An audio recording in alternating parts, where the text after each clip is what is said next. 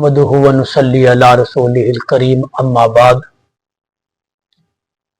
नज़र के मुतालिक कि नज़र खाने पीने की हो या किसी इंसान की हो या किसी जानवर की हो, ये नज़र बरहक है। हदीस पाक में आता है कि नज़र ऊंट को हांडी में और इंसान को कब्र में पहुंचा देती है। इसलिए नज़र जो है वो बरहक है, लग जाती है, उसका इलाज भी है। और जब भी किसी अच्छी चीज को देखा जाए तो माशाअल्लाह कहा जाए ताकि नजर बद से वो महफूज रहे। इसी तरह खाने पीने का सामान हम बाजार से लाते हैं तो वो शॉपर के अंदर होता है, हर एक की उस पर नजर पड़ती है, जिससे बेबरकती भी आती है और उस खाने पीने के सामान को भी नजर लग जाती है। पहले होता था कि लोग थैलों के अंदर टोकरी घर से लेके जाया करते थे, उसमें अपना उस बाजार से सब्जी, गोश्त, फल, फ्रूट, जो भी सामान खाने पीने का होता था वो लाते थे। लेकिन अब ये शॉपर चल गया है, जितने लोगों की नजर उस पे पड़ती रहेगी, किसके किस नजर से देखा, किस नीयत से देखा, ये किसी का कोई पता नहीं है। इसलिए इन चीजों को भी ढांप कर एहतियात से लाना चाहिए ताकि नजर बद से जहां इंसानों की हिफाजत हो वहीं पर खाने पीने की चीजों की भी हिफाजत हो। आम तौर पर खाना फ्रीजर करके कई कई दिनों तक जो है वो रख लिया जाता है और फिर वो खराब भी हो जाता है, ना अपने इस्तेमाल में आया ना किसी दूसरे के इस्तेमाल में आया। तो शरीयत के अंदर ऐसा करना दुरुस्त नहीं है, मुनासिब नहीं है। ये अल्लाह के दिए हुए रिज़्क़ की बेकदरी है। अगर खुद खा नहीं सकते, अपनी जो है वो उससे ज्यादा है पहुंच से, तो किसी गरीब को दे दिया जाए ताकि वो खा के अपनी जरूरत पूरी कर ले। और अगर फ्रीजर भी करना है तो उसको खराब ना किया जाए, बल्कि दूसरे वक्त के अंदर जब जरूरत हो उसको इस्तेमाल किया जाए। और अगर वो खराब हो गया तो यकीनन खाना अल्लाह की एक नेमत है और नेमत की बेकदरी के मुतालिक अल्लाह ने कुरान में फरमाया सुम्मा लतुसअलुन्ना यौमइज़िन अनिन नईम, के नेमतों के बारे में भी उस दिन पूछा जाएगा। सवाल ये आया है कि क्या औरत यानी इंसान की गैर जिन्स जिन्नात वगैरह से शादी निकाह हो सकता है? गैर जिन्स के साथ इंसान का निकाह हराम है। जिन्स के साथ के इंसान का इंसान के साथ निकाह होगा, मर्द और औरत का, मर्द का मर्द के साथ भी निकाह हराम है। इसी तरह इंसान मर्द हो और मुअन्नस जिन हो तो इनका भी आपस में निकाह जो है वो हराम है। इसलिए बाज़ लोगों ने ये बात मशहूर की हुई है कि जो इमाम मूसा काजिम थे रहमतुल्लाह अलैह, उन्होंने एक जिन्नी से शादी की और उसकी पादाश में जो है फिर वो इमाम महदी जो गार में हैं वो पैदा हुए। ये सारी मन गलत बातें हैं, हालांकि ऐसी कोई बात नहीं है, क्योंकि जिन्स की जिन्स के साथ शादी जायज है, इंसान की गैर जिन्स के साथ शादी जो है वो हराम है। ऐसी बीमारी जो मोरूसी हो कि विरासत के अंदर नस्ल दर नस्ल वो बीमारी चलती है, वो कोई भी बीमारी हो, कैंसर की है, हार्ट अटैक की है, शुगर की है, कोई भी मिर्गी की है, तो इस वजह से कि ये नस्ल दर नस्ल आगे बीमारी जो है मुंतकिल हो रही है, तो मैं अपने रिश्तेदारों में खानदान में निकाह नहीं करूंगा ताकि ये बीमारी हमारी अगली नस्लों के अंदर मुंतकिल ना हो। तो शरीयत में इसकी भी इजाजत नहीं है, ये अल्लाह तबारक व तआला की तरफ से है। आखिर उस नस्ल के अंदर जो बीमारी आई है, जिस पहले शख्स को वो बीमारी हुई है, आखिर उसको भी तो कहीं और से ही बीमारी आई होगी। तो इसलिए इस वजह से खानदान में निकाह न करना कि ये बीमारी जो है अगली नस्ल के अंदर मुंतकिल हो जाएगी, ये दुरुस्त नहीं है।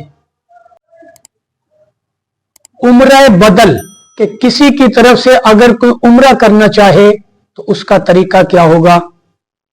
वो इहराम बांधेगा कि मैं अपने फलां अजीज की तरफ से, वालिदैन की तरफ से, किसी भी अपने रिश्तेदार की तरफ से, दोस्त की तरफ से, जिसकी तरफ से भी वो उम्रा करना चाहता है वो उसकी नीयत करे कि मैं ये उम्रा उसकी तरफ से कर रहा हूं।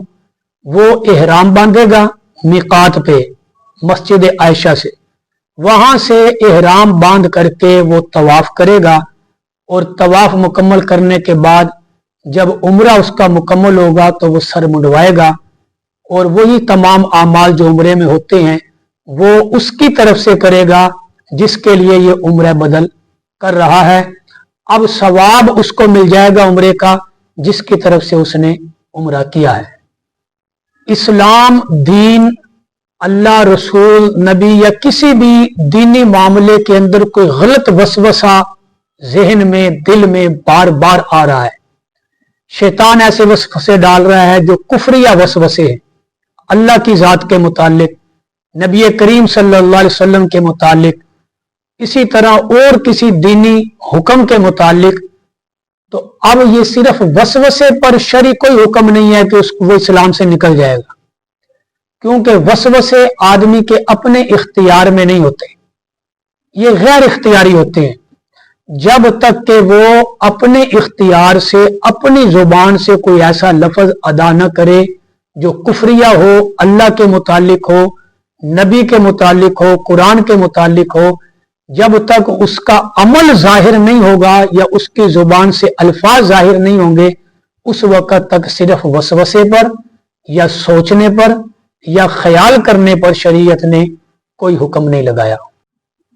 कवाली सुनने के मुतालिक शरी हुक्म क्या है।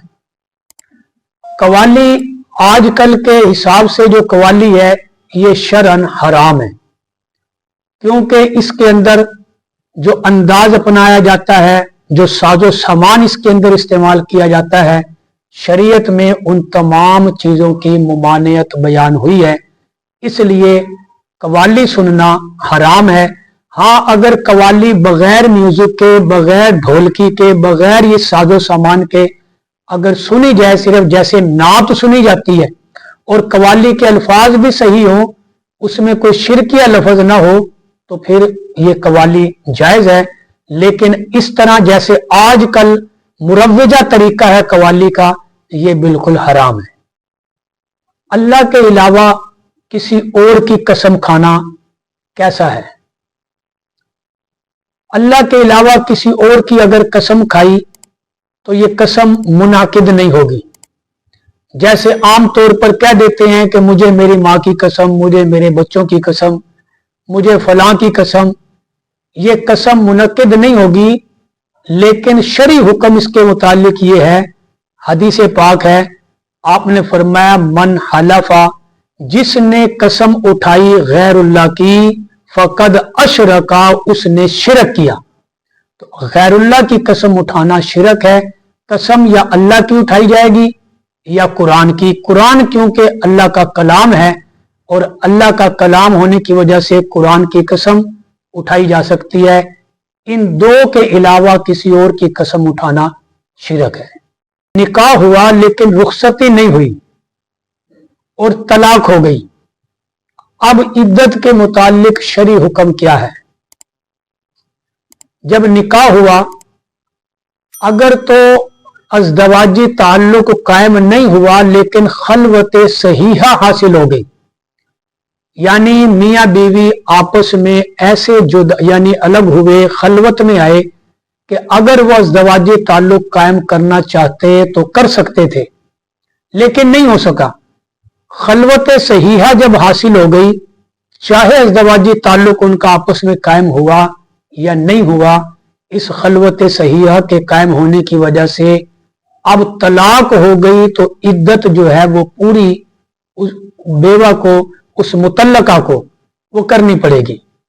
और इसी तरह अगर रुखसती नहीं हुई या खलवत सहीहा हासिल नहीं हुई और तलाक हो गई, तो ऐसी सूरत में कोई इद्दत नहीं है, बल्कि बगैर इद्दत के वो आगे अगर निकाह करना चाहे तो निकाह कर सकती है।